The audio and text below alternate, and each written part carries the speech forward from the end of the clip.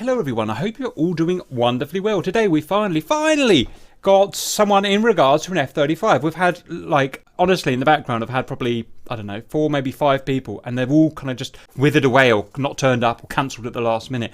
But we've got Rico here. Say hello, Rico. Hello, Rico. Official title, F-35a Avionics System Instructor. I will read your synopsis out here. As you already know, I started as an F-16 E&E technician. Electrical and environmental? No, environmental? Yeah. Electrical, yeah. Technician from 2013 to 2016 until I cross-trained onto the F-35 as an avionics tech toward the end of 2016. When the F-35 entered service, the USAF did away with the E&E Air Force Specialty Code, AFSC, for the 5th Gen aircraft. So those duties got passed on to the avionic technicians, which made the transition from 4th Gen to 5th Gen much easier for me. My job was to maintain the F-35 avionics and electrical environmental systems at the flight line (organizational) level. My duties consisted of troubleshooting, inspecting, removing, installing, repairing, modifying, servicing, and operating all of the aircraft avionics and electrical environmental systems, components, and supportive equipment. I worked on the flight line until April 2020, where I was picked up for an F-35 field training inspector position on base. Now my job is to provide advanced, in-depth training on all of the aircraft systems to flight line maintainers to make them better at their job. I'll be in this instructor position until at least 2023, which is really cool. It's a really cool synopsis. And what an interesting job you've got, right? Like working on the, I don't want to say best because it will annoy everyone, but you're working on the kind of newest and freshest technologies out there. That's, a lot of people would love to see that. So, okay, I've got a million questions, but this is not, that's not what we do. What we do, as you probably know by now, is pass it over to the valued viewers. They ask what they want. Sometimes we get silly ones, sometimes we get good ones, and it's just how it is. Anything before we kick off? No, that was a pretty condensed summary of my career in the Air Force. And I remember being on here before for the E&E interview, and that was a good time. So I figured I'd come back, give my input and my insight on the F-35. Question 1. What do you think of the graphical design of the F-35 displays? And while you talk about that, I'm going to quickly do my usual Googling in the background. Are we talking about the MFDs type things here? Yeah, so the F-35 has technically it's a single display. It's called the Panoramic Cockpit Display, or PCD. And it's actually consists of 2 screens that are seamless. So there's actually 2 different screens. It's different from traditional MFDs where you have buttons. Everything is touchscreen. So the pilot can configure that however he wants. Whatever screens and pages, we call them portals, whatever portals he wants to have up for whatever mission he's doing, he can configure it however he wants, which is really cool. So it's very simple, it's very informative, and it's very customizable, I think is the best way to describe it. Roger, so I'm just looking at the cockpit here. We've got a kind of F-16-ish type stick on the right? A kind of normal throttle on the left, a couple of buttons, and literally just this thumping great kind of twin screen in front, and that's it, right? Yeah, that's pretty much it. There's really a very limited amount of actual physical buttons and switches in the cockpit. I want to say, including even the landing gear handle, maybe 13 or 14 total buttons or switches. I mean, I'm an old tech guy. I like my hundreds of gauges, but I completely understand why it's done this. I mean, especially for a maintainer. You know what I mean? I've spent all day today trying to repair an electrical sensor, a magnetic sensor on my car, and failed. Complete waste of time in every way. And just to show just one kind of off-the-shelf or 2 off-the-shelf MFDs to do the work for hundreds of little, maybe not hundreds, but lots, all gauges and switches and stuff. It was always going to go that way.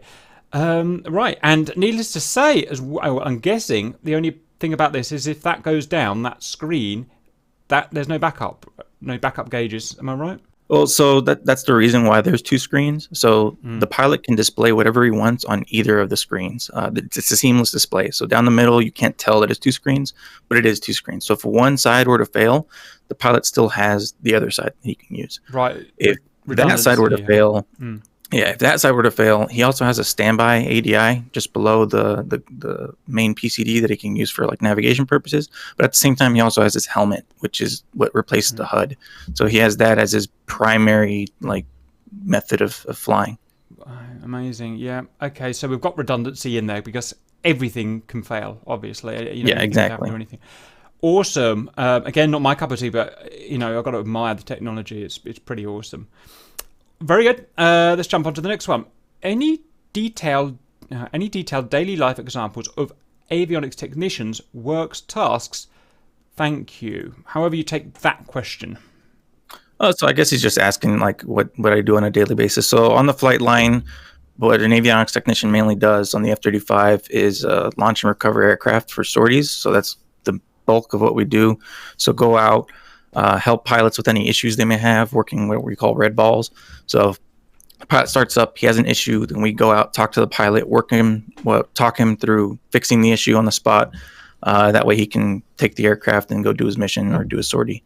Aside from that, we also do scheduled inspections and just general maintenance when we're not flying. Just about the same level of work that any other avionics technician on any other aircraft will do. But yeah, that's pretty much it. Roger, very good. Okay, from Misha here, who's got 5 questions. Let's see how this goes.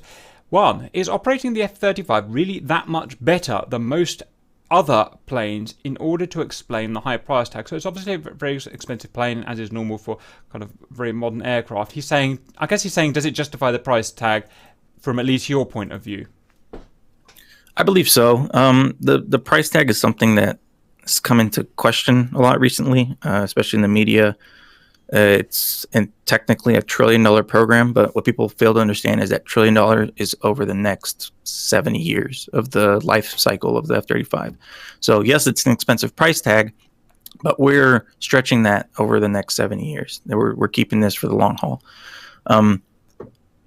As far as operating it, is it that much better? I guess that depends on the mission. Again, there's a reason why the Air Force has so many aircraft that do so many different missions. Not one is great at everything, and that's true to the F-35 as well. The F-35 can do a lot of amazing things, but it can't do everything. And so, in my opinion, yes, it's worth having it because it can do so much stuff that all the other airframes that we have in our inventory can't do. It's unique in that regard because it's stealth, because it can do very specific things that an F-16 can't do, that an F-15 can't do, that even an F-22 can't do. So it has its place. So I say yes, it's very, very, it's much needed and well worth the cost, in my opinion. Roger, very good.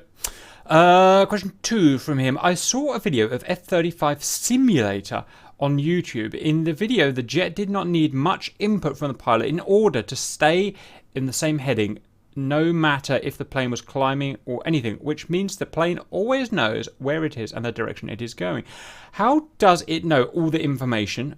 Does it use onboard GPS or something sensors? Not sure what that means. And then how does it use the information to auto trim the plane in order for minimum pilot input? So what it's saying is that it's there's a lot of automation. It's doing a lot of work for him.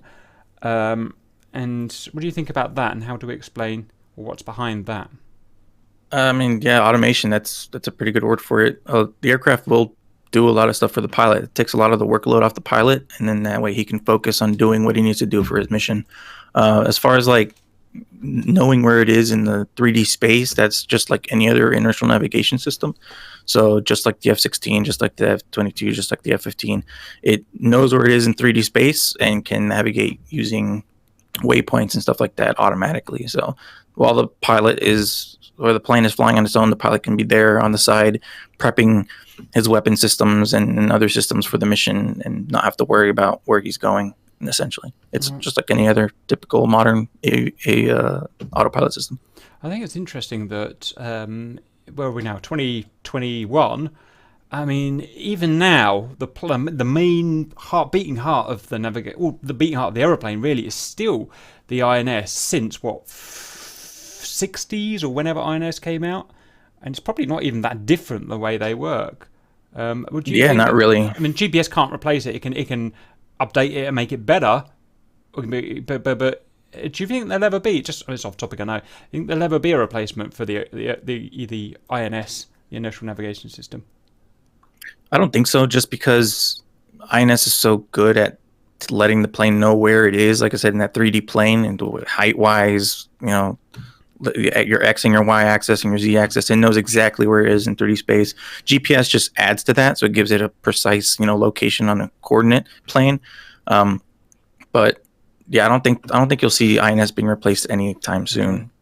I was just wondering, the other day, I wonder if one day data link got so good and so fast and so accurate that all the planes talking to each other over the networks could mean that they would all know where each other were, and that could replace an INS system. But I don't know. Maybe for the distant future. Yeah, possibly. Right. 3. Is there an internal, external diagnostic system to help you find errors and problems with a plane mid-flight or on the ground? What I mean is, like a Mercedes, it has so many different sensors on the car in order to determine the problem with the car. It's really easy to fix the Mercedes when the car reports almost everything. Mercedes is 200,000 something pounds, and the system in a plane is so expensive and does not come with such a system. Then why does it not happen? So I don't quite understand this. So he's saying a car has what we call a DTC, diagnostic trouble code or something like that, and it will report what's wrong with it. He's saying, why doesn't the aeroplane have that? I thought they did, but your thoughts, please. Yeah, so they do, and actually the F-35 is arguably the best one ever. So it's got what's called the PHM, or the Prognostics Health Management System. And what it does is it takes all these sensors that are located all throughout the aircraft. It's always running tests on itself and reporting the status of these sensors.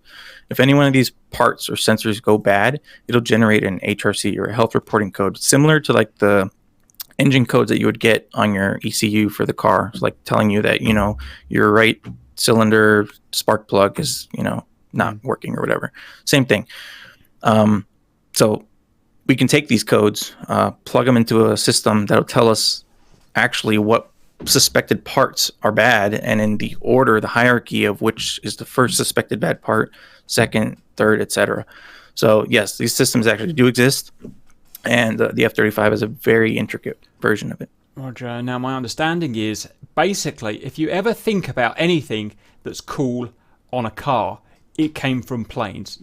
Minus 30 years ago, take 30 years off, and it came from a plane.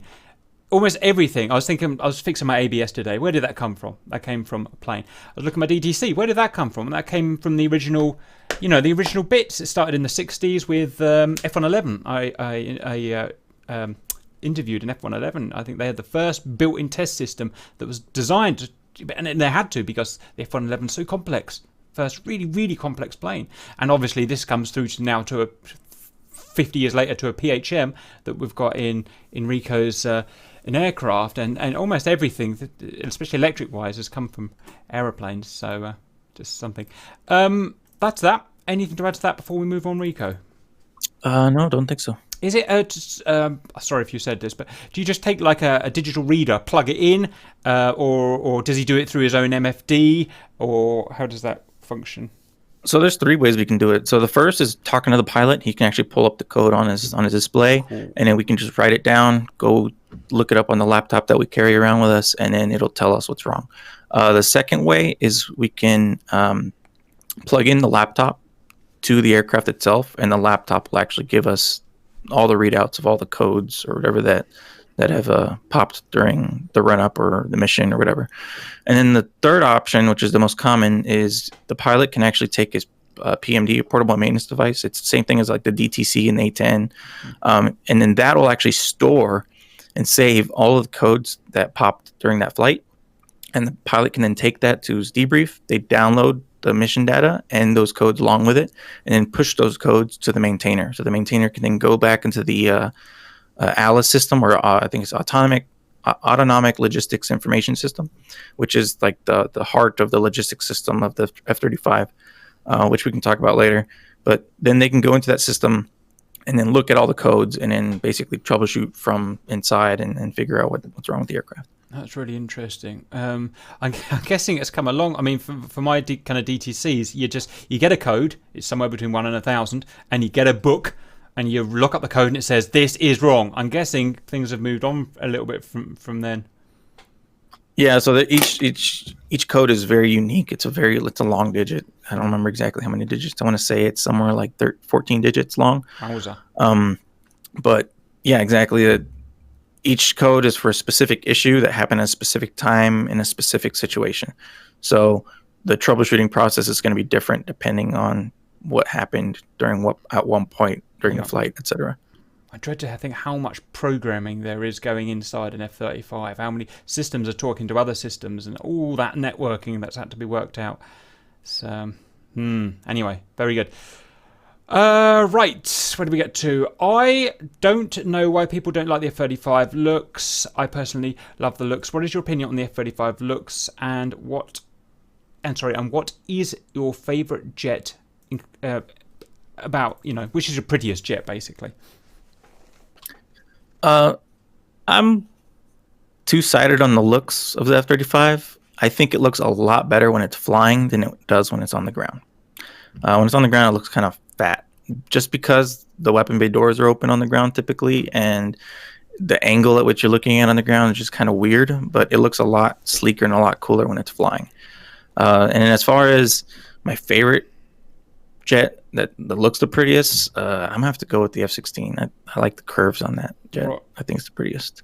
Roger, absolutely. I mean, this happens every cycle, but whenever a new plane or a new generation of planes come out, people dislike it, and I'm the worst for it. I hate anything new just because it's new.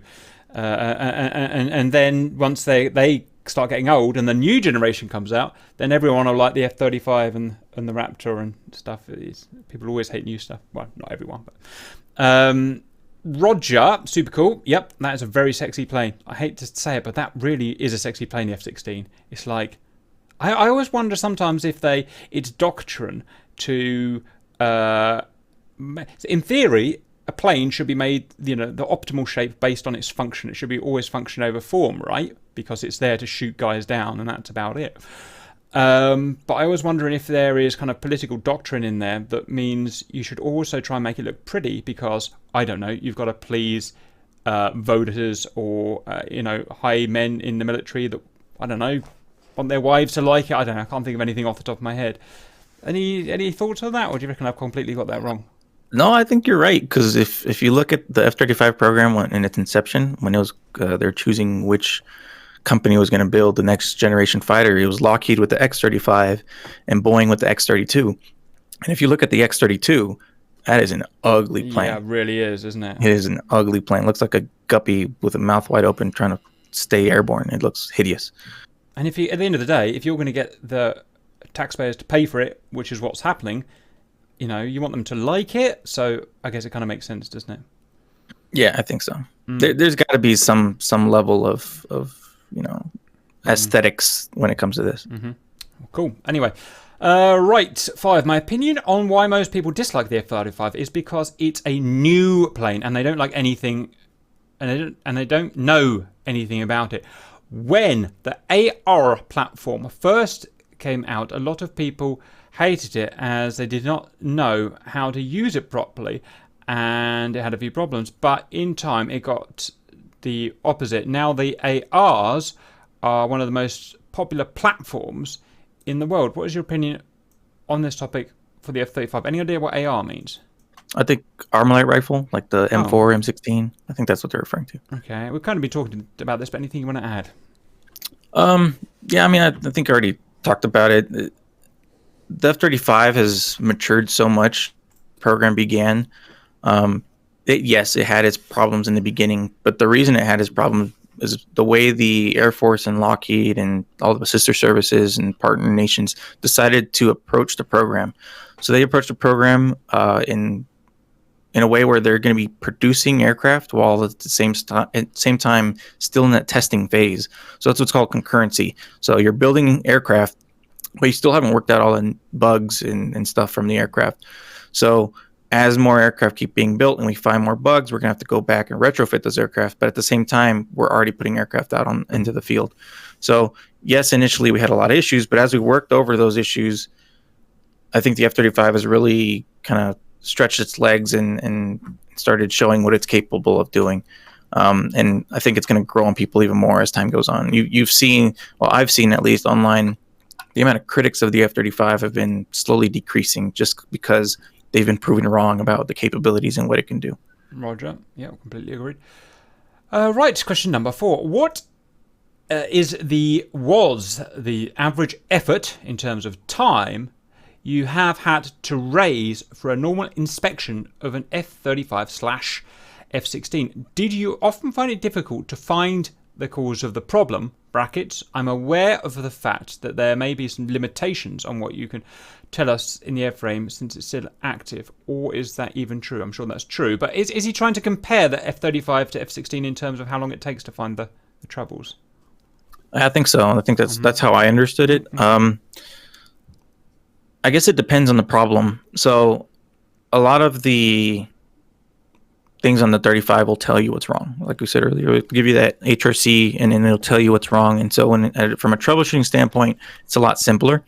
But at the same time, there's still so much that we're still learning about the F-35 that when we encounter a problem that it won't tell us what's wrong with it.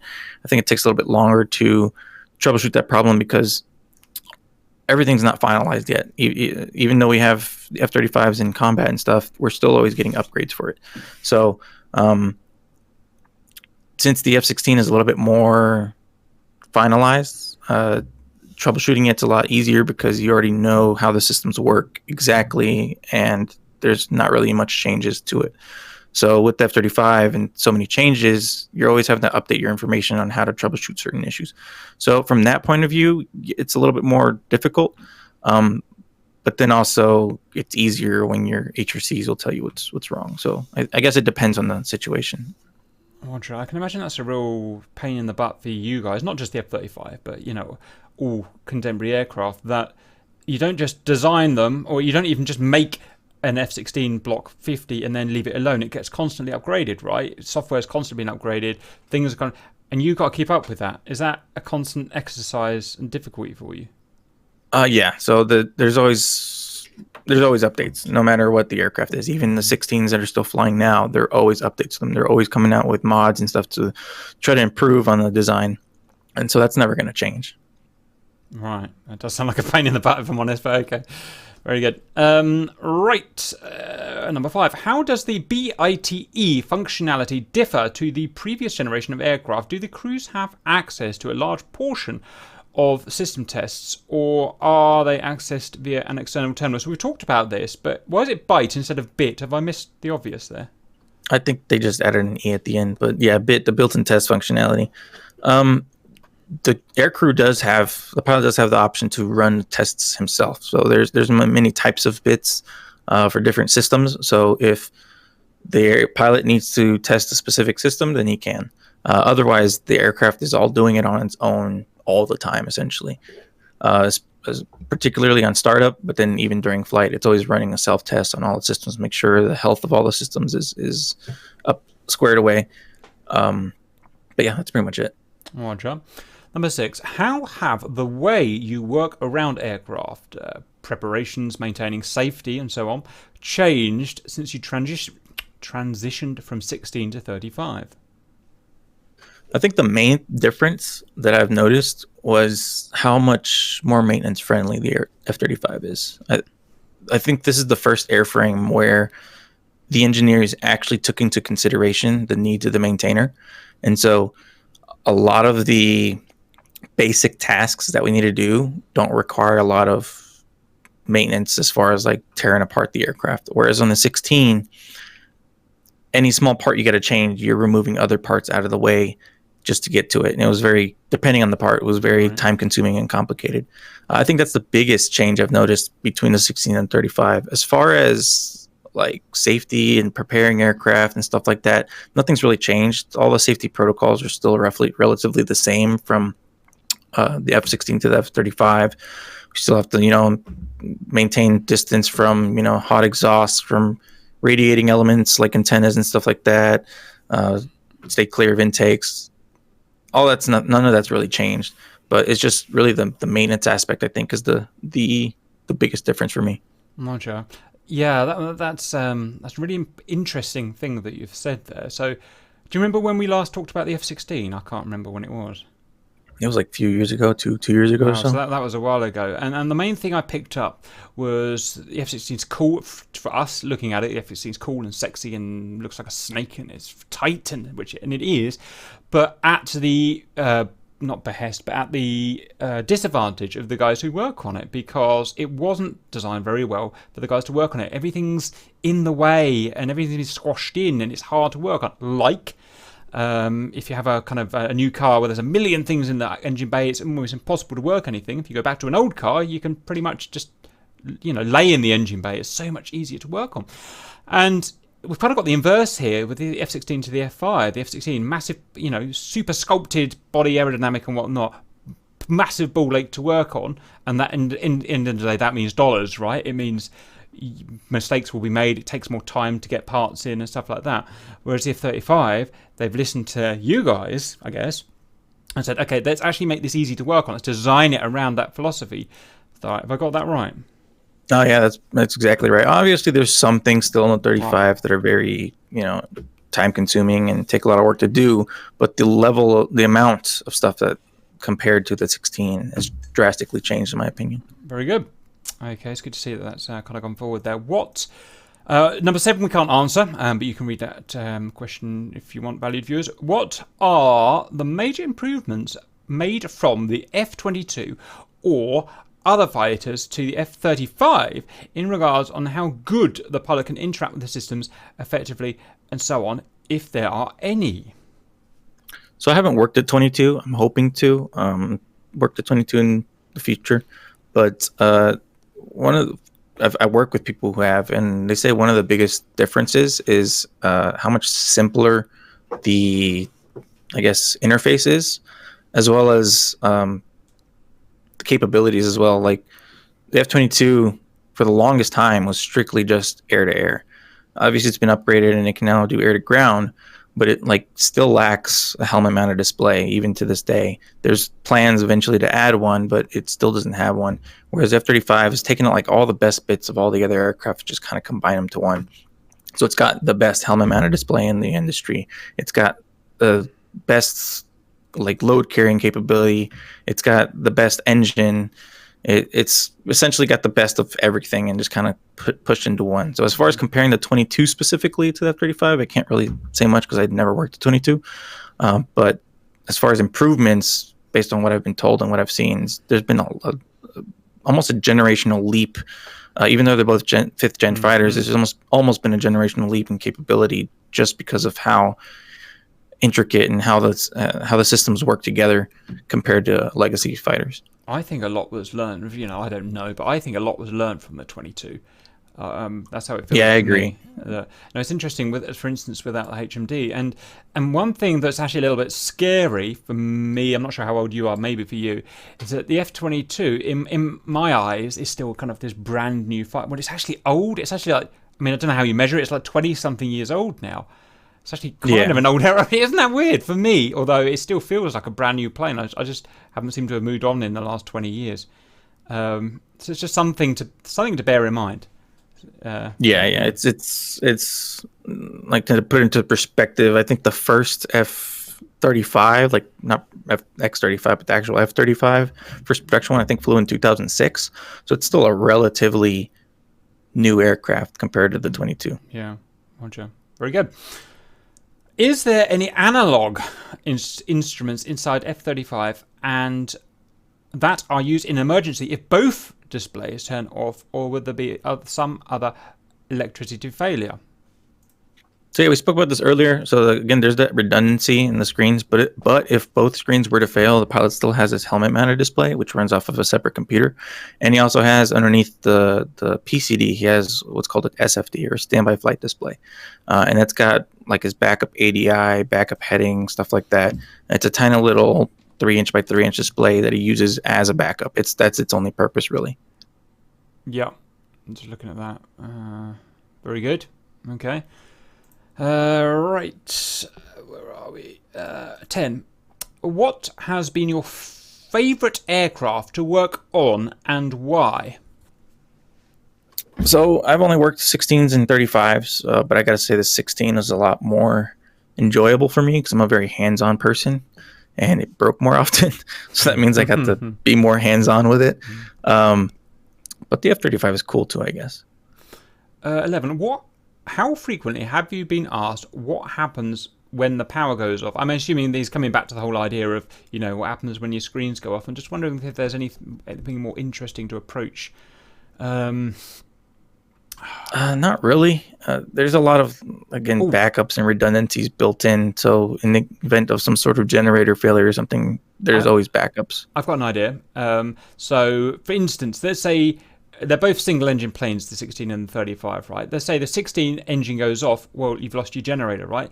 But and you hit the EPU and you start burning a chemical, and that will give you 15 minutes of power, something like that, isn't it? I forget exactly how it works.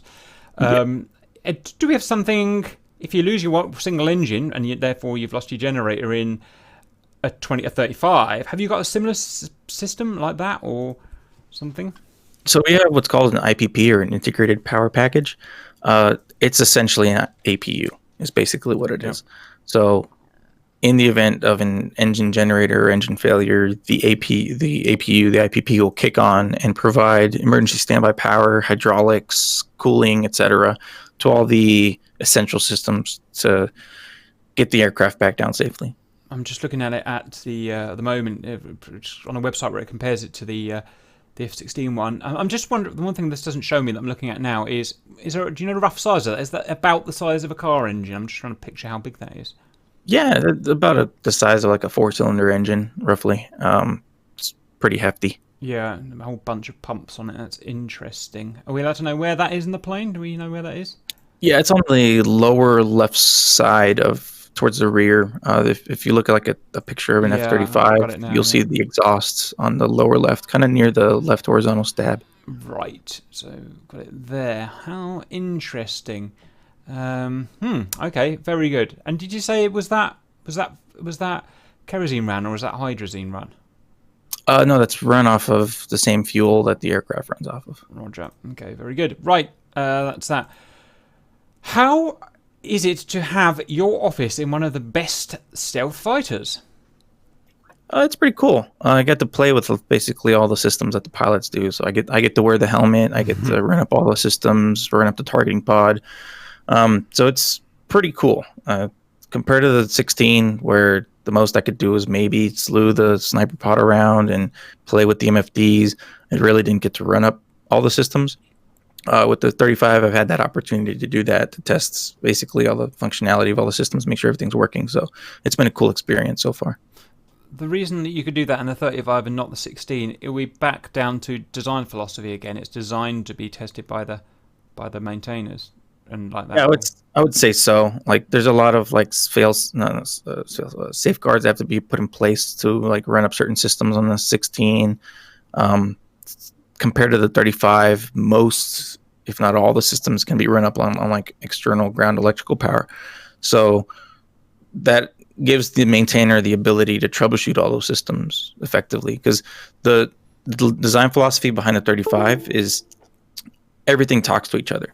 So your ComNav system is always talking to your EW system, which is also talking to your radar system, etc. And so all that information is being processed and combined and then displayed to the pilot.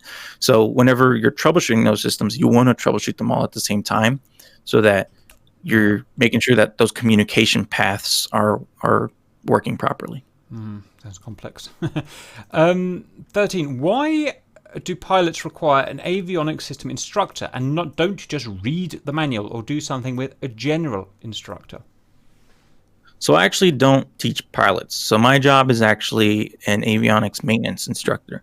So especially new airmen coming into the service who are getting to, in my case, Hill Air Force Base for the first time to work on the 35, they learn the basics in their technical training about the F-35. My job is to be that kind of liaison between the tech school and then the flight line, and then teach them everything they need to know to effectively troubleshoot and repair the F-35. So my job is not to teach pilots, it's to teach maintainers. Yeah, absolutely. And who taught you to get to that level of understanding? I went through the same exact process. So when I transitioned over to the F-35, I went to the field training detachment and got taught by other instructors, and then learned everything I knew I needed to know to do my job. And then eventually, as I got promoted and progressed, I got the opportunity to become one of those instructors. So I took that opportunity, and that's what I'm doing now. Very good. The next one I just don't understand, so I'm going to hope you do. Are F-35 avionics a real-time systems with fixed response time, lazy calculations, etc., or it works like typical computers, smart devices with the ensuing consequences? Could you explain what you understand by that? Because most of us won't, and whatever your answer is, if you're allowed to say. Well, when I read it, I was assuming they were asking, like, can you repair it in real time? Like, if you see an issue arise, can you fix the issue and then pilots or aircraft's good to go? And the answer to that's yes. So that's part of our daily duties during launches and recoveries. So we go out. If a pilot has an issue, we talk to the pilot and work him right there on the spot, work with him to try to rectify the issue. That way he can safely take the aircraft and perform the mission of the day. So I think the way he asked it, the answer would be yes. Roger. I personally read it a completely different way. I've read it was, do they work like computers, typical computer, or do they work like a whole different type of system? But I just don't understand. So I'm not going to dwell on that because it's just, sorry, I tried. 15. Can you please point out which F-16 systems are poorer simulated or totally absent in Falcon BMS? We have to assume that you've played it. In DCS, it's too obvious. It's half built. But necessary in real life operations, or just good to have in the sim for the glory of Jesus Christ. Maybe have fun with that one. Well, first off, I've never played Falcon BMS, but that's a problem, isn't it? Yeah. Unfortunate. But one big thing that I've noticed is for DCS in particular is IFF. The amount of information and stuff that system carries and provides to the pilot is 100% necessary in the real world, and it's just not very well modeled in DCS. So I'm assuming it'd be the same for Falcon BMS. Roger, and I've interviewed a few. I mean, this is relevant to everyone really, but I've interviewed a few pilots now, and whenever we talk about comparing real life to DCS, they always say, I mean, and I don't just mean this against DCS. I mean every sim, has the same type of thing. It's just they're missing a lot of stuff that we have in the real plane, and that's all. He's not allowed to say what it is, but you get the feeling it's all about the IFF, all about the secretish things, the ciphering and stuff like that. And I always really want to pick his brain and find out exactly what it is, but we can't, and obviously we can't talk about it. But I'd love to know, in a kind of private conversation or something like that one day, what the actual differences are. What is DCS missing? Because as far as we know, the IFF system, just as far as the layman is concerned, it just works just like it is in the game, when obviously in reality it's not. I'd love that to be I'd love to know about that, but I can't. So I guess we move on. Yep, sounds good to me. Okay. Does the F-16 have internal a white or yellow cockpit spotlight splash floodlight for non-reptilian eyes? Where is this switch placed, if so?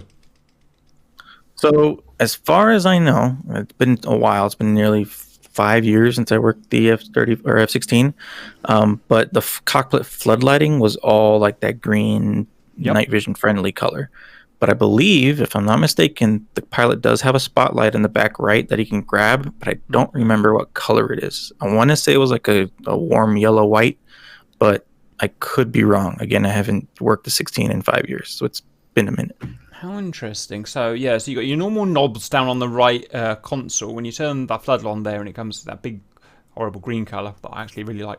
All right, and it sounds like you got another one, maybe on a lead or something, that you can pull out and it's attachable. It's like on a little hook that you can attach to the sidewall, and they can detach it and look around. Use it like a flashlight almost. Right. Very cool. Okay. Very good. Right. Are you a fan of DCS, and is there a danger to military forces around the world if more modern jets are modeled in your opinion? Yeah, I'm a huge fan of DCS. I've been playing for 2 years now, but I think it depends on the aircraft that's modeled. For example, the F-16, it's very well modeled, but again, like we were talking about, not all the systems are modeled, and if they are, they're not very accurately modeled. Yeah. So in a way, yes, it's a danger, but not necessarily in the way that, adversaries can now go and like take an F-16 and know how to use Right. it as effectively as we can. But again, it depends on the aircraft. Like, I don't really think anyone cares if we model all the systems on a MiG-21 Right. compared to like an F-16. And that's also part of the reason why you won't see ED or any third-party developers adding any more modern aircraft. All the quote-unquote modern aircraft that you see in DCS are typically mods, like the F-22 from Granelli or the Su-57 from Cuban Ace. So all those are mods, and they're just predictions of what the aircraft would be like. Yeah, no, it's absolutely true. And I've been doing this for 5 years or so, and I've obviously talked to quite a few people and developers and stuff like that. I've got a good feel for exactly what goes on behind the background now. And from that experience, I can personally say that there's no threat at all. That everything you'll ever see in DCS will be, well, I don't know what the word is really, but public knowledge, if that's what I mean. They'll never allow, they'll never sign off on and give you permission to do anything that would even remotely be of any threat. And I know that because how hard the developers have to work to get the permission to show the things that they do model, if you know what I mean. I mean, they don't then just go through the manual and model everything they like. Everything's signed off. So it's very complex in that way. So in that way, you might even be able to get an F-22 and a whatever the modern one is, but there would be a whole bunch of systems where they just said no, none of that, just take it out, or just make it arcade. So that's my 5 years kind of worth of input, if that helps. Yeah, we saw a perfect example of that recently with ED coming out about the K-50 updates and how the Russian Federation is like, no, you can't do this. So it's a similar situation with the U.S. as well. There's certain systems that the U.S. will not allow ED or any developer to model, so it's just going to have to be an estimated guess as to how those systems work. Yeah, fine. Okay, right, continue.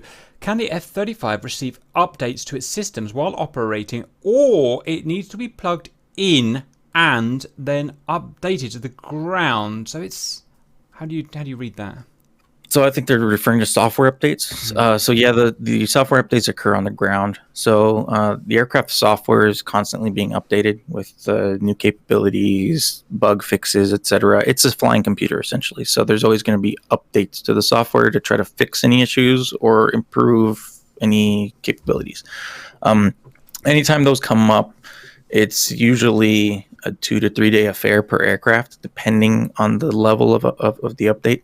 But yeah, we bring the aircraft inside the hangar, plug it in, load all the applicable software that we need, and then when it's done, push it back out and it's ready to fly again. It would be pretty stupid to have any kind of update in the air, wouldn't it? I mean, how dangerous would that be? Yeah, and I don't even think it'd be possible anyway. Mm-hmm. I didn't understand this one, but let's try it. With all the electronic equipment on board and gaps on the outer skin perfected to a minimus, how is the jet able to cool down vital systems and components? Maybe you need to help us understand what he's asking.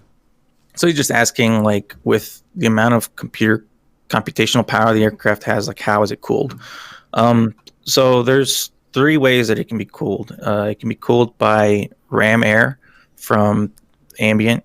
So if you look at the underside of the wing, towards the inboard side, close to the fuselage, you'll see like some scoops underneath the wing. Those are nacelle cooling for the engine components and area in the engine bay.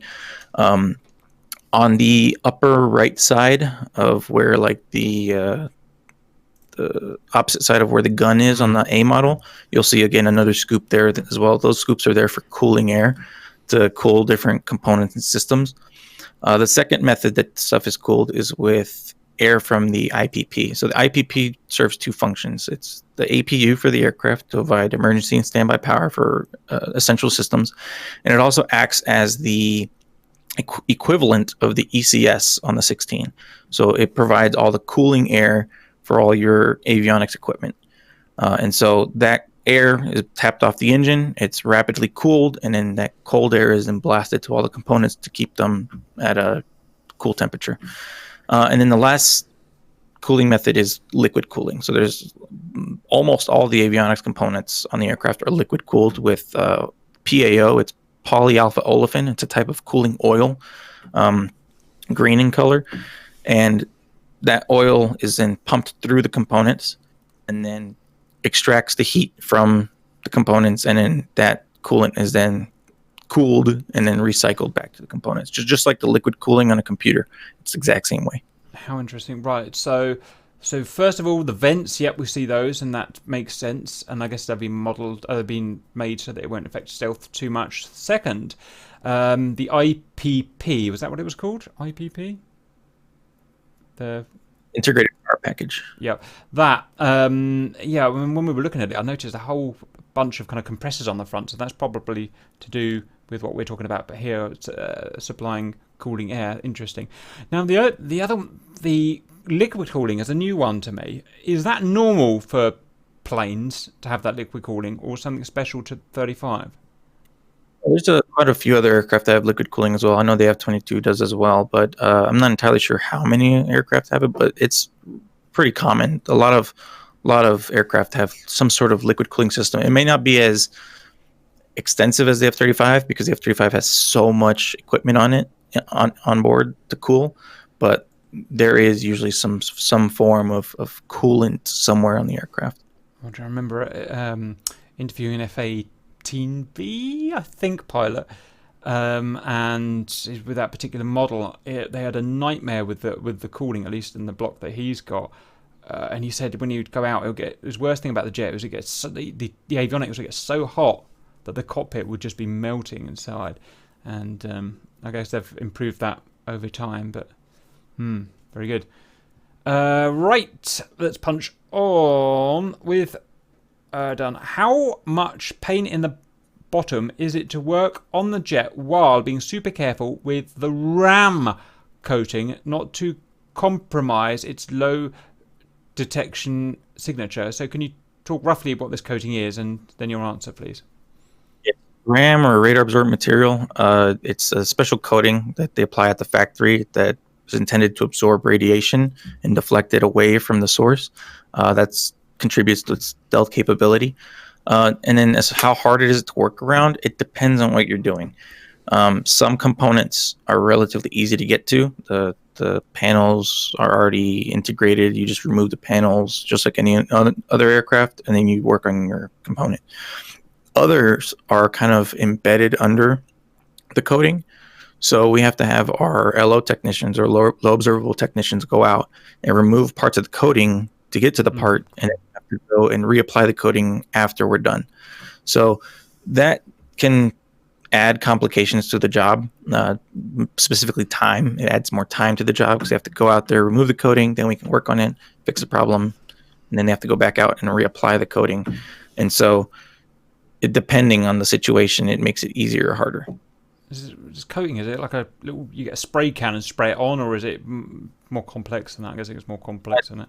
A lot more complex. We won't dive into too much detail of what exactly it's made of, but yeah, it's not a paint. I'll put it that way. It's not a paint that you paint on. Sure. Do you have other, like, I'm just trying to think. Do you have other problems with this coating, like just rubbing off and stuff on your boots and stuff when you're walking on the plane? Or I'm just trying to wonder if it's a big problem for you guys or not. Not necessarily. Generally, the coating itself is pretty resilient. Every time after the aircraft flies and comes back down, the same LO technicians will go and inspect all the aircraft to inspect for deterioration. And depending on the deterioration or cracking or whatever it may be, they plug that information to a system, and the system tells them if the aircraft is still flyable in that condition. So depending on the extent of the deterioration, which isn't very often, they'll either make the necessary repairs there or just leave it until the next time it flies, since it's still within limits. Okay. I was wondering if the F-35 pilots complain much, or are they generally happy with the jet? I guess it depends on the pilot. Some pilots have stick up their bottom and are very particular about how they want to fly their plane. But generally, most pilots I've interacted with are good guys and enjoy flying the plane. A lot of them, especially at Hill, a lot of them are coming fresh out of like pilot training. And so there's a lot of freshman pilots for this, where this is their first airframe. And so they're still learning, and they like to talk to us because we've been working this airframe longer than they've been flying it, and kind of get our opinion on stuff like that. And they're generally fun to work with. The ones that aren't fun to work with are the seasoned pilots that have been flying years and think they know everything, which, to be fair, sometimes they do, but sometimes they don't. And so when you try to explain that they're wrong, they give you, attitude and stuff like that. So I guess it depends on the pilot. Roger. Pilots are obviously human, so you get big differences in them. Some might be nice, some might be horrible, and so on. And then when it comes to the aeroplanes, they theoretically should be all identical. Same tolerances, came from the same factory, and so on. But as we talked about last time we spoke, the planes are a bit like the pilots. Some are beautiful, and some are just in the hangar all the time because of the reasons. Do you get that? Are the F-35s at that stage yet, where some are constantly kicking up codes and some are perfect, or not? Sometimes. So what we've been doing, at least at Hills, we've been getting most of the newer production aircraft because we are a combat coded. We're one of two combat coded air bases. The other one being Eielson in Alaska, and we have basically priority over like the supply chain and stuff like that. So we usually get updates and stuff like that a lot sooner than the training bases do, because the training bases are there just to train pilots. So once the pilots get to their operational base, then they really start diving into the intricacies about the F-35 and their missions and stuff like that. So we generally don't run into the issue where we have that much variation between our fleet. Whereas in places like Luke and Eglin that are training bases, where not only you have U.S. and coalition pilots there, but you also have partner nation pilots training there, like Australia, the UK, Israel, Norway, Finland, or however many aircraft or countries purchased the F-35. All those pilots are training at those bases as well. So there's a larger variation in the fleet. So that for them becomes a challenge, whereas for us at Hill, the variation isn't that widespread.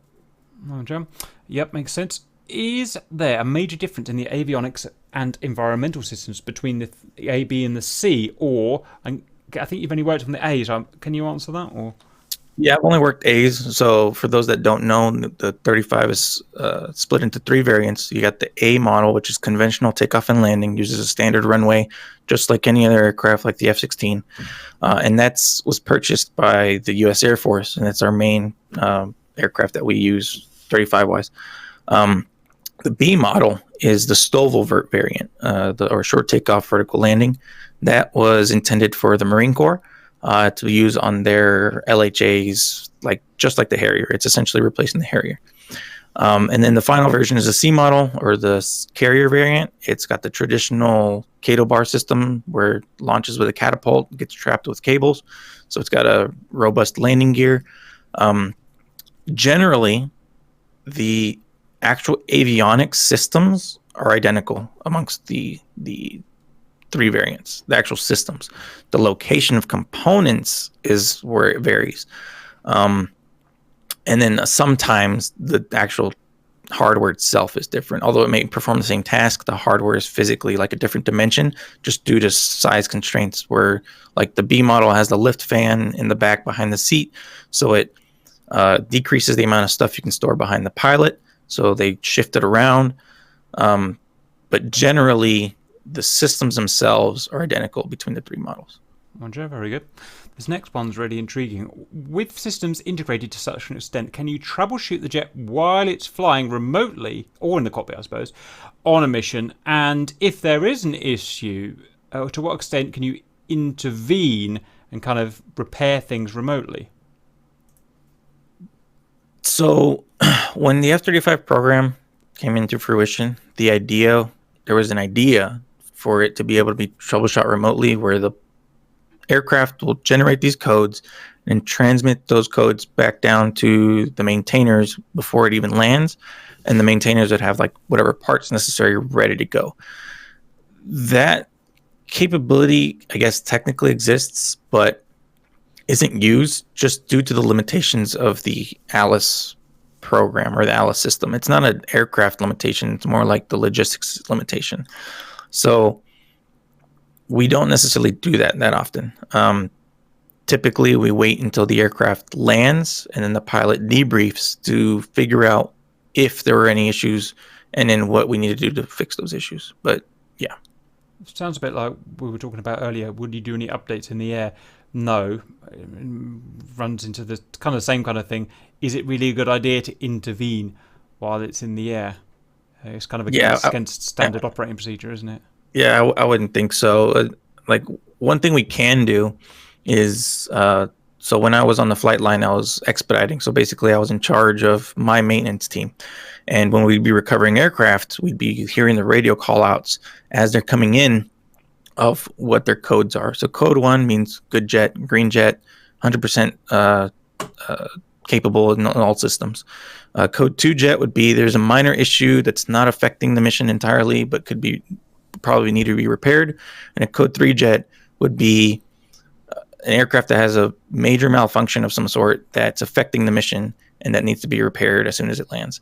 So we'd be listening for these call outs on the radio and hearing what codes they are and if that issue was a big deal or not. And so that's the extent of us essentially troubleshooting while it was in the air. We're just hearing the call outs and then preparing for when the aircraft comes down to start troubleshooting whatever issue they called out for.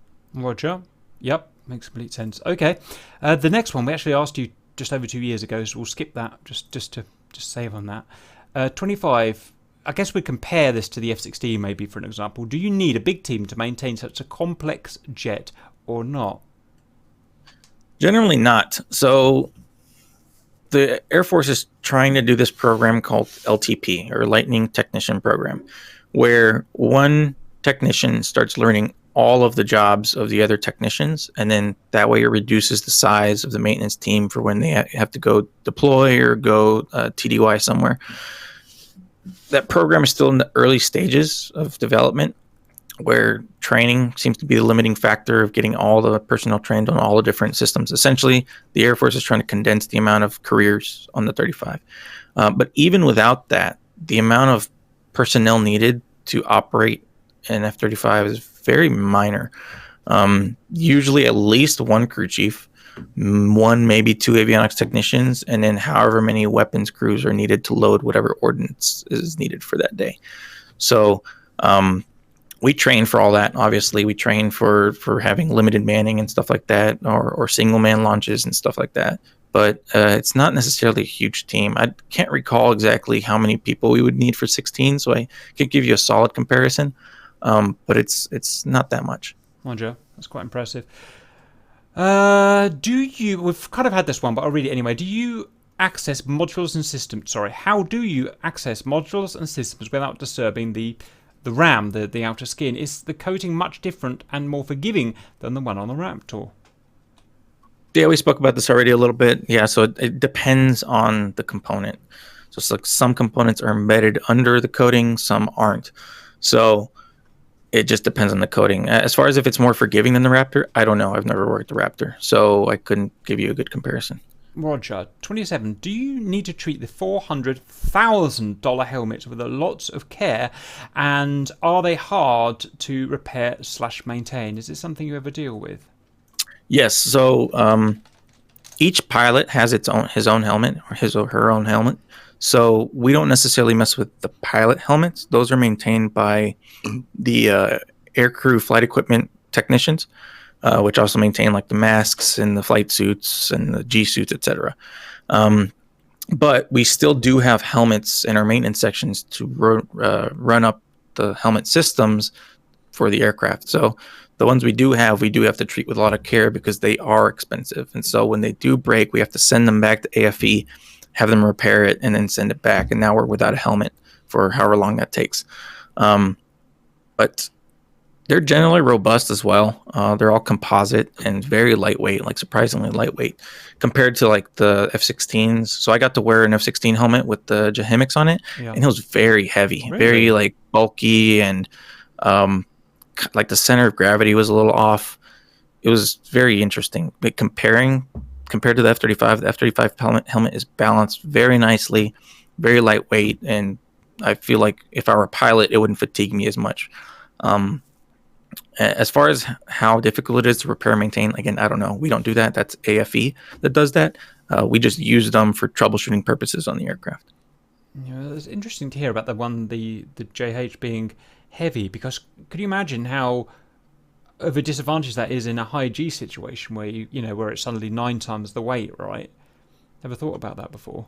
Yeah, and that, like, I could imagine, especially, yeah, if they're pulling 9 Gs, and that weight it's sitting on the top of your head, that's putting a lot of strain on your neck muscles and stuff. So I'm sure that pilots would be exhausted after that. Right, so this one's literally been designed from the ground up to be as light as possible, and it has, yeah, it obviously has the display. I don't know how it works actually. I've never looked at these bits. Fascinating So stuff. they're actually two projectors. The projectors are located just under the visor, and they're redundant. That's why there's two of them, and then they project the display to the visor of the helmet, and then that reflects back into the pilot's eyes. Um, but yeah, and each pilot has their own helmet because it's custom fitted to their head. So it's actually like laser CNC'd. The foam is in the inside, laser CNC'd, laser scan and CNC'd out to perfectly like fit the pilot's head. So each pilot has his own helmet. How interesting. Okay, so the visor almost becomes like the kind of HUD glass in a legacy fighter, and you kind of display the display on it. Yeah, so it's replaced the HUD. The F-35 doesn't have a traditional HUD like you see in like legacy fighters. All the HUD has been replaced by the HMD. How interesting. God, I'd love to have a go at one of those. No, oh well. Very good. Very interesting thoughts there. Okay, and I'm guessing you just got a wire going somewhere to wire that to the plane. Yeah, there's a cable that comes off the helmet that just connects next to the seat. Very interesting. The funny thing is, I remember back in the olden days, we used to have back in the 80s, I guess it must early 90s, 80s, there was a program on, television was different. You had 3 channels back then, and there was a program that people used to watch. It wasn't Wings, it was something that reached to the sky. That was it. And I remember they showed on that the very first helmets that have been developed, the predecessors to these. They were never used in planes, and they were massive. They were maybe 2.5 feet across, 2 feet long, and eventually it's interesting to see 20, 30, 40, 30 to 40 years later, this is what they are, these super sleek carbon fiber custom fitted thing that's replaced the HUD. Very interesting. Okay.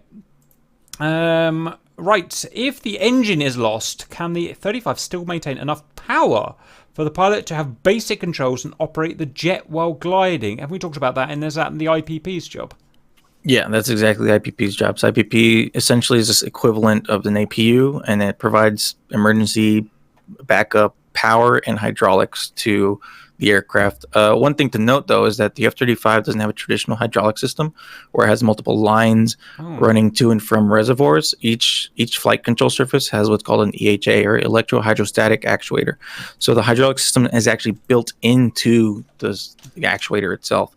So you can actuate the flight surfaces using just electrical power. You don't actually need hydraulics, which is helpful for maintainers, because then you don't have to worry about having to hook up a hydraulic cart to the aircraft to move a surface out of the way. But it's also simpler for the pilot, because now he doesn't have to worry about monitoring or managing his hydraulic systems.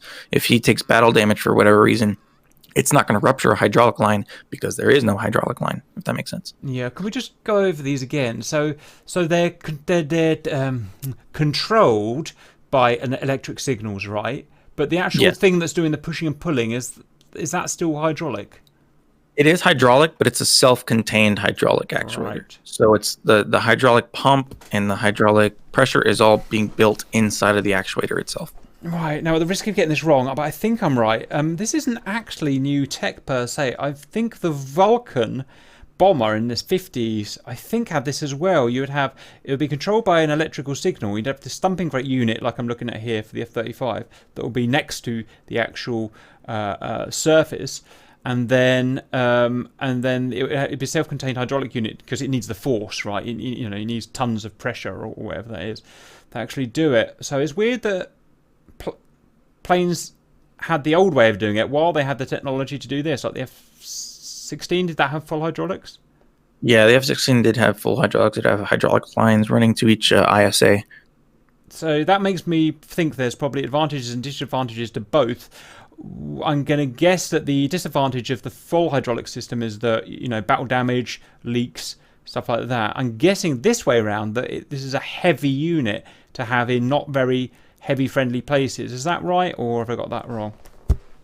Generally, I think it's about roughly the same size, or at least it takes up the same space as like the traditional ISA like you would find on the 16. So I don't necessarily think it's much bulkier. As far as how much more it weighs, I guess that would depend, because you have to take into consideration that the F-16 is also has the lines, so the lines add weight as well. So if you remove the lines, just self-containing, you're kind of like canceling out the added weight to the actuator itself. Right. I mean, this is certainly much better for you because, if it goes wrong, just take the panel off and replace this unit, I suppose, rather than chasing the problem down the line. That must be a nightmare. Yeah, and then like there's still hydraulic lines running to components on the aircraft because it still needs a hydraulic reservoir and stuff like that. It's just the system pressure is built up in the actuator itself. Very interesting. Right, let's click on. So 29. Are the later airframes better built and clear of the teething problems now? Can the jet maintain high readability at the flight line? Readiness at the flight line. Yeah, so we touched on this earlier with when we were talking about concurrency. So yes, as more and more F-35s are being built, and we're getting newer ones from the factory with all the most up-to-date equipment on it, they've been generally more reliable and then easier to maintain as well. Sometimes, depending on the situation, we get some stuff out of the factory that's buggy or anything like that. But again, we have software updates for that or part upgrades to fix those problems. Right, 30. Is the PTMS system responsible for all the jet's power needs and environmental control? And as an all-in-one integrated system, how does it differ from systems in older jets like the 16? Are we talking about the IPP here? Yeah, so the PTMS system is a power, thermal, and management system. So that incorporates the IPP, but it also incorporates your equipment cooling, incorporates your liquid cooling, incorporates cockpit pressurization. So basically, the PTMS is what was the ECS on the F-16. Yep. The environmental control system. So it's essentially the same thing. The only difference is the PTMS also incorporates backup power because it's got the extra generator in the IPP. So that's where the power and thermal management system comes from. So it differs in the fact that it's like one system as opposed to where the 16 had the EPU, it had the standby gen, it had the main gen, and then it had the ECS. So they kind of combine all those into one system, which in theory is easier to maintain, but because it's one system, that means it's essentially a single point of failure. So if something were to fail in the system, it's a lot more complicated, more complex. So you would have to figure out what exactly went wrong and get to it, essentially. That's a complex piece of machinery. This do you know why they've gone to a single unit rather than having, say, 2 or 3 separate systems? If I had to guess, I would have to say packaging, because again, the 35 is 3 separate variants, and then particularly the B model has all the lift fan equipment on it as well for hovering. They needed to maintain this basically similar packaging amongst all 3 variants. Yeah, so that's cram it all together. That looks like a nightmare trying to repair one of them. That's going to be a you problem, Rico. Trying to fix that baby. Actually, it would be a crew chief problem. PTMS is mainly a crew chief system. We monitor and repair some stuff, but like the IPP is all a crew chief task. So Roger. I go tell a crew chief to do it, and then he gets to get his hands dirty. I think I've just sorry, this is just for the valid viewers at home. I think that is a compressor there, and I think that is a blow-off valve there, because I'd have that exactly the same thing in my to keep the pressure to a certain pressure. I wonder if it is. Someone in the comments will be able to tell me. I bet that's a blow-off valve of some sort. Right. Anyway, should we cook on? 31. How difficult is for older pilots flying on the current platforms to switch to the F-35? What are the steps in the process, and how long does it take until they can operate it? What's the word when you move a pilot onto a new plane? It's the word for it. Oh, I've completely forgotten what it is. No, it's gone. Okay, anything on that? I guess it depends on the pilot. I've talked to some pilots where the transition was relatively easy, like coming from 16s to 35s. They felt it was very similar. Other pilots, they prefer their older aircraft just because they have more flying time in it. Some pilots prefer the new aircraft. As far as how difficult it is, I'm not entirely sure because I'm not a pilot. But I would assume it'd be the same process for any other pilot, just to go to the training, learn how to fly the aircraft, practice in the simulators, and then fly it for real, and then just go from there. Roger. The next question is quite notable. Change in the way these work. Is there an F-35 trainer version, i.e. 2 seats? And if not, why not? Does it mean that training new pilots takes place only in the sim? And is this a major setback to you and an instructor? So no, there is no trainer version, at least not yet. I don't think there's any plans to make one, but you never know. The reason why not is because, one, cost, it would be too costly. Two, packaging again. The B model has the lift fan and stuff, so you'd have to create a 2-seater variant of all 3 aircraft, which would be expensive and complex because of the way they're built. And as far as training the pilots, yes, it's mainly simulator time and then seat time in the aircraft itself. Even our pilots here at Hill, our combat pilots, still do simulator time here at Hill. So when they're not flying the aircraft, they're flying in the simulator, racking up those hours in training. That way, when they go fly the real deal, they're up to speed on what they need to do. One job. As far as major setbacks, again, I'm not a pilot instructor. I'm a maintainer instructor, so it doesn't affect me too much. But I'm sure for pilot instructors, they would just have to manage how and when each pilot needs to go onto the simulator and when they need to go to the fly the real thing. If I ever get to speak to an F-35 pilot, that'd be a really interesting question for them, especially someone that came from a legacy plane like a F-16, where you come, where there's a twin-seater version. I'm wondering if the answer is that, well, none of the planes ever wanted to have a B version, i.e. with a double-seater. It's expensive, it's awkward, all sorts of problems. But they didn't have the technology to not have a kind of 2-seater version, where I wonder if it's technology-based, that there are helper systems on board that allow, for instance, the F-35 to be a non-double-seater. Be an interesting question for people who have been through that. Interesting. Okay, let's punch on. Are the new gen of F-35 pilots required different skills and qualities than the ones operating the kind of legacy planes? Yes and no. So one thing about the F-35 is that it takes so much workload off of the pilot that some pilots find it easier to fly the F-35 than older types of aircraft. So yes, they need to learn more systems and learn about the capabilities and learn all the intricacies of the F-35. But because the aircraft does so much of the work for them, it makes it easier on them, less fatiguing. And so, yeah, I guess it would depend on the pilot. Oh, John. The next question is about the coating again. It's just the same thing, so I think we'll skip that.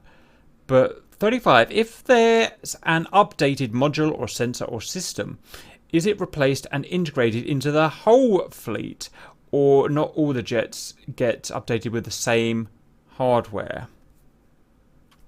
So it depends on what the upgrade is and whether the aircraft need it. So some like we were talking about concurrency, some aircraft leave the factory without the upgrades and have to be retrofitted with the upgrades. Other aircraft leave the factory, mainly the newer ones, leave the factory with the upgrades already installed. So if both of those aircraft happen to be in the fleet, obviously the one that doesn't have the upgrade will need to be upgraded. Roger. I'm just going to modify this next question slightly. Can you think of maybe 3 things you prefer the F-35 over the F-16, and 3 things the other way around? I'll start with the other way around. So things I don't like about the F-35 is that there's so much that we still don't know about the aircraft as maintainers, because stuff is being updated all the time, that we have to go to our field support engineers, which are Lockheed engineers out on the field with us, to help troubleshoot the aircraft. that adds time and doesn't really help us as maintainers, because they either can't or they won't tell us how the system works, either because of classified information or because they don't even know because it's changing so often. So that's one of the biggest things I don't like about the F-35 is just how often stuff is changing, that you can't really say the system down to a T, because it's always changing. One thing I do like, though, is how maintenance friendly the F-35 is compared to the F-16. I've found it easier working on the F-35 than the 16 when it comes to physical maintenance, because again, packaging, they actually took the maintainer into consideration. Let's see. Another thing I don't like about the F-35 is how loud it is. So it's actually much louder than the 16, especially on takeoff. So when you're trying to have a conversation out on the flight line, everyone just kind of has to stop and wait for it to take off. Or if they're all taking off at the same time, wait till they're all done taking off before you can continue your conversation, because it's so loud. The 16 is a lot quieter in that regard.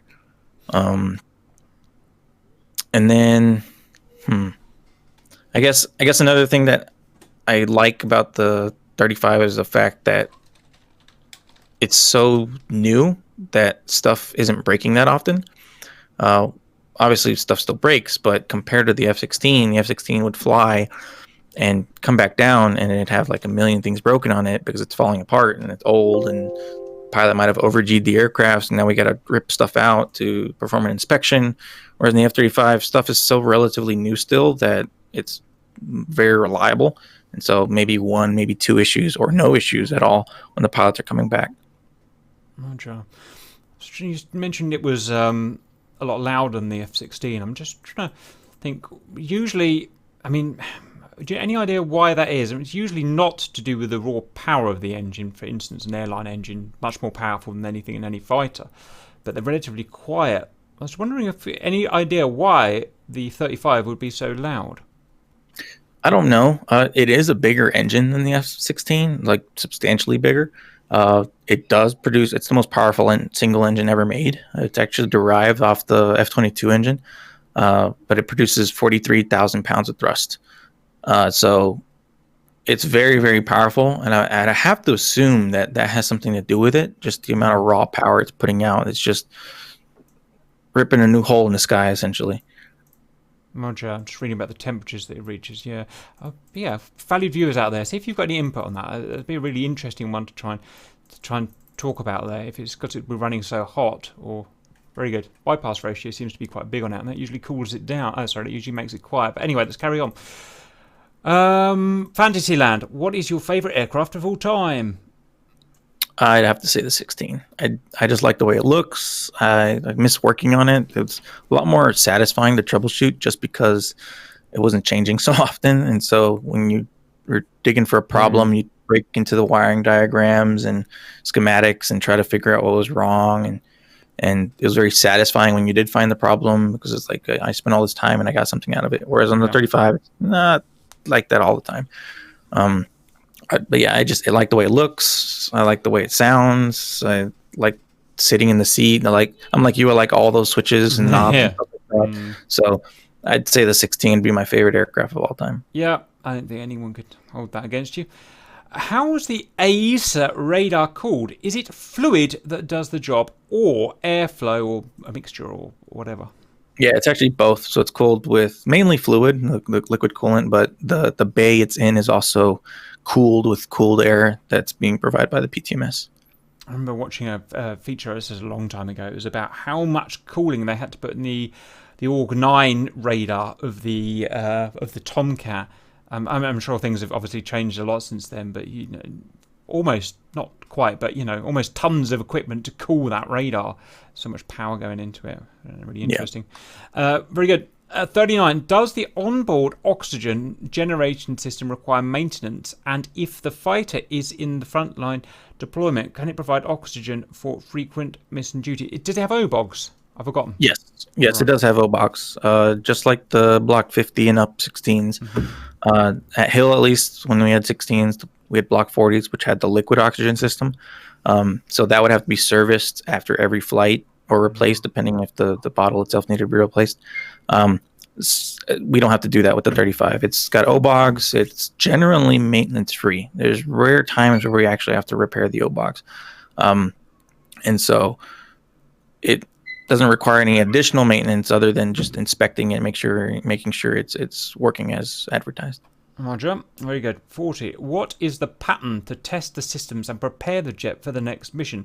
Is it just plug and self-check or more complex? Typically, it's pretty much self-check. There's rare times where we have to run up everything to make sure it's working before a sortie.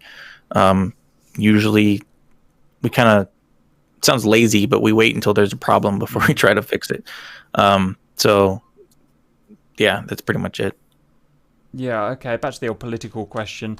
Do you believe, personally, that the single airframe can replace such a wide variety of specialist jets and be successful?